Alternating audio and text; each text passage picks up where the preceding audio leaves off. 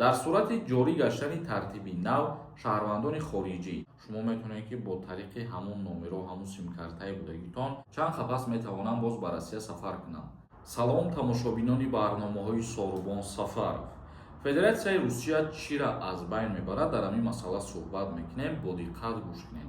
Хоб нафароида ки границаи Қазоқистон гузаштан дар кор боша, ширкати боваринок Саид Граница шуморо бо нархи арзон граница мегузаронад. Марамат номерои WhatsApp мебарояд бинависонед қатиш суҳбат бикунед, проблемарам дошта бошед, худо хоҳад шуморо ай граница хизиш баъд аз са мегузаронад. Федератсияи Русия корти муҳоҷиратиро барҳам дода сабти электронии муҳоҷиронро ҷорӣ мекунад. Русия нақша дорад ки кортҳои коғазии муҳоҷиратиро тадриҷан лағв намуда сабти ҳатмии электронии шаҳрвандони хориҷиеро ки бидуни раводид ба қаламрави ин кишвар ворид мешаванд тавассути портали госуслуги роҳандозӣ намояд. тавре ки расонаҳои русӣ навиштаанд, пешниҳодҳо барои низоми нав бояд то охири моҳи декабри соли 2026 омода шаванд. дар сурати ҷорӣ гаштани тартиби нав шаҳрвандони хориҷӣ аз ҷумла муҳоҷирони меҳнатӣ бояд пешакӣ тавассути госуслуги аризаи электронӣ пешниҳод намуда дар он ҳадафи вуруд ва давомнокии будубоши худро дар Федератсияи Русия нишон диҳанд. яъне ки корти муҳоҷиратӣ гуфта ана ҳамин мигратсиони картара дар назар дорем, ира Федератсияи Русия тасмим гирифт ки аз байн бубарад ва ҳар нафаре ки вориди Федератсияи Русия шиданӣ мешавад пешакӣ бояд дар сайти госуслуги даромада ариза пешниҳод кунад ва мақсади ба Русия сафар карданша дар ана ҳамуҷа лични кабинете ки ҳастай пешниҳод кунад ва қайд кунад ки мисол ҳамчун меҳмон мебиёяд ё ки ҳамчун работа гуфта мебиёяд ё ки учоба гуфта мебиёяд, дигар ана ҳамин мигратсиони картаҳо ба кор намебиёяну ва бо тариқи сайти госуслуги ана ҳамин чизо бе ягон коғаз электронӣ мешаванд. ин тасмими нави Федератсияи Русия мебошад ки то ана ҳамин сола охирша бояд ки ин чиз амалӣ карда шавад. ҳар чизе ки пешниҳод карда мешавад то 6 моҳ муҳлат ҳастад ки ӯ таҳти баррасӣ қарор бигирад. информатсияҳои нава ҳамарӯза метавонед аз канали мо дастрас бикунед ва ҳамин хотир видеоҳои моро пайгирӣ кунед. комментарияҳои шуморо хонда ба саволотон ҷавоб мегардонем.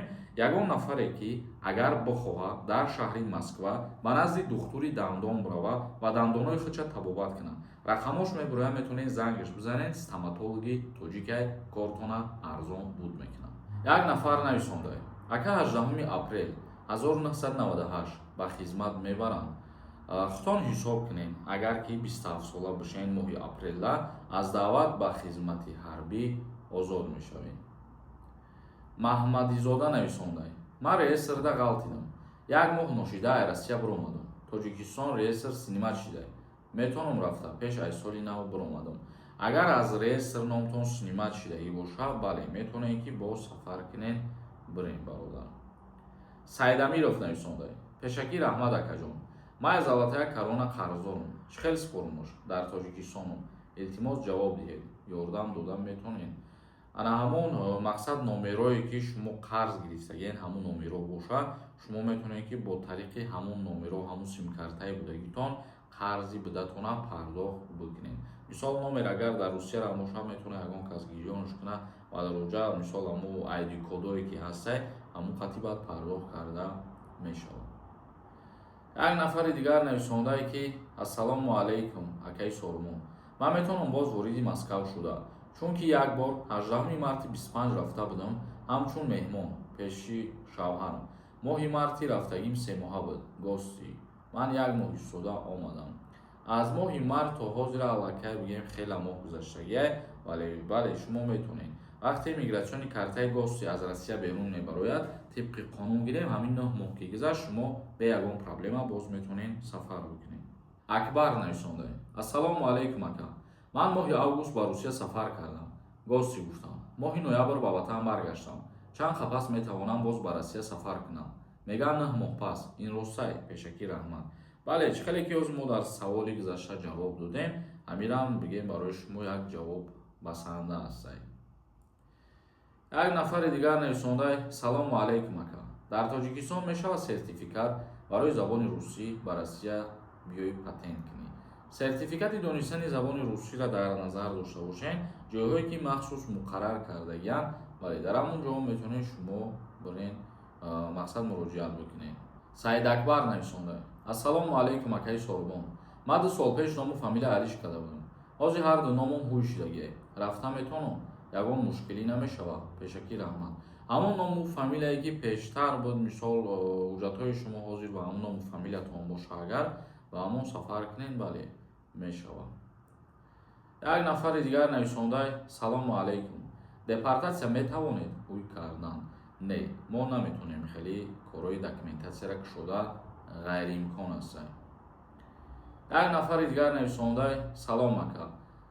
Документҳо мара созай. Тоҷикистон равм як ҳафта бестам. Биём мегзашта бошам. Айрӯзи Россия фақат документ доштам то ҳозира. Ягон намуди штраф надорам. Документ ҳамаш дорам.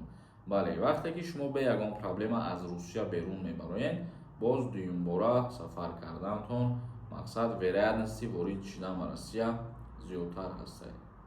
Умедрӯз нависонда: салом, мигратсиони феврал тамом мешавад. Патент март тамом мешавад. Кай граница гузарем? ҳамин мигратсиони картатонам нигоҳ кунед, мақсад срокаш пеш аз буд шиданаш граница бигзарем, боз и барои плюси хитон мебошад. Шаҳноза нависонда: ассалому алайкум. Амнистия дар Тоҷикистон кай мешида бошад? Дар соли 2026.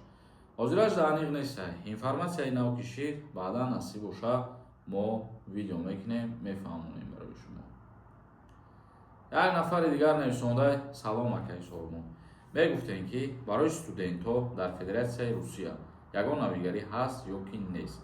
барои донишҷӯён дар Федератсияи Русия таҳсил кардан ё дохил шидан ҳозир не, ягон информатсияи нав нест. Бародарони азиз, агар ки шид, худо хоҳад, мо видео мекунем ва пешкаши шумо мегардонем. Зинда ва сарбаланд бошен. видеои имрӯзаро ҷамъбаст мекунем. то барномаҳои дигар, худованд ҳамаи мо шуморо нигаҳбон бошад.